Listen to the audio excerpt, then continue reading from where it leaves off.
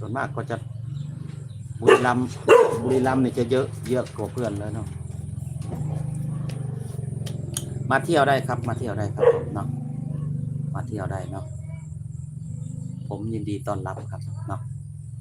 มาเที่ยวเมืองลาวเนาะไม่มีอะไรมากมายหรอกแค่บัตรผ่านแดนเนาะบัตรผ่านแดนพาสปอร์ตบัตรผ่านแดนมีคนไทยเขามาประจำอยู่ที่บ้านนี่ครับเขามาปัวเนาะเพราะว่าคนสระบุรีเนาะเขาเป็นอัมพฤกษ์เนาะเป็นอัมพฤกษ์อัมพาตแหละเนาะ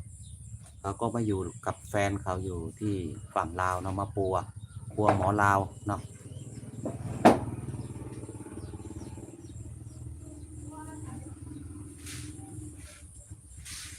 ครับส่วนมากก็จะเป็นแนวอาหารลาวก็ใกล้เคียงกับอีสานแหละเนื้อเดียวกันเลยเนาะ